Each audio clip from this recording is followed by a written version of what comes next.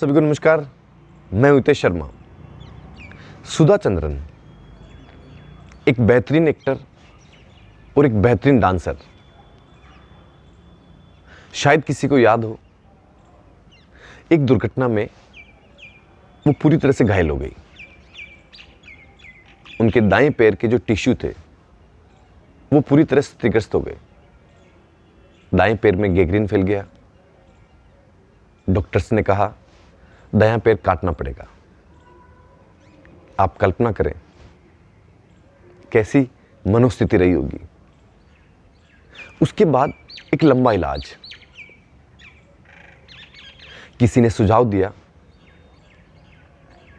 कि नकली पैर लगाकर कम से कम खुद का काम किया जा सकता है, जो चलने फिरने का नॉर्मल काम है, डेली रूटीन है। लेकिन सुधा चंद्रन ने मनी मनी सोच लिया कि मुझे वापस डांस करना है, एक्टिंग करनी है। सबने मना किया, डॉक्टर्स, फिजियोथेरेपी, सबने। लेकिन उनका जो मन में संकल्प था उस पे उन्होंने काम करना शुरू किया और धीरे धीरे वापस वो अपने लाइफ में आई, स्टेज पे आई, एक्टिंग की और कई सारे पुरस्कार जीते। उसी तरह सोनल मानसिंगा भरतनाट्यम और ओडिसी की बड़ी कलाकार, एक हौसले का नाम, एक जज्बे का नाम। 70 के दशक में एक बड़ा एक्सीडेंट हुआ, पूरी तरह से घायल, बेड रेस्ट।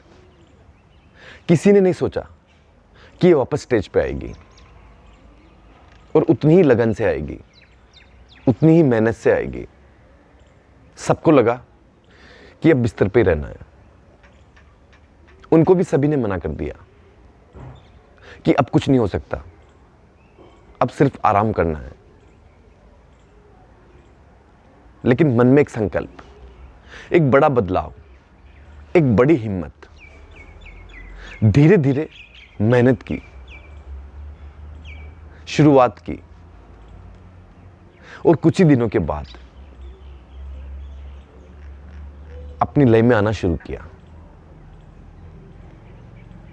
जब वो स्टेज पे आती हैं तो किसी को नहीं लगता कि इतनी बड़ी चोट से उभर के आई हैं, इतनी बड़ी मेहनत की होगी। लोग एक टक होकर देखते हैं। कई सारे देश और विदेश के पुरस्कार जीते, संगीत नाट्य अकादमी की अध्यक्ष रही, पद्म विभूषण पुरस्कार जीता। ये सारी बातें इसलिए कि व्यक्ति के जीवन में जब छोटी छोटी मुश्किलें आती है, छोटा छोटा संघर्ष आता है, तो व्यक्ति अपने आप अपने भाग्य को, अपने भगवान को, अपने परिवार को कोसता है और ये सोचता है कि अब सब कुछ खत्म हो गया, अब कैसे जीवन चलेगा, अब कैसे मैं आगे बढ़ूंगा। ये दो छोटी सी कहानियां जो सत्य है, जिनको हम देख रहे हैं, आप पढ़ सकते हैं इनके बारे में। इन्होंने कैसे अपने जीवन में रूपांतरण किया। ऐसे कई सारे उदाहरण हैं जो हमारे आसपास भी होंगे, लेकिन हम उन्हें देखना नहीं चाहते। जब भी जीवन में दुख या पीड़ा आती है, संघर्ष आता है, तो हम दुर्भाग्य का रोना रोते हैं, उसे कोसते हैं, उसे परेशान होते हैं। उस समय सिर्फ इतना सा ध्यान रहे कि अब हमें क्या करना है, कैसे करना है। इसलिए कहा गया है, जो है उसे स्वीकार करें।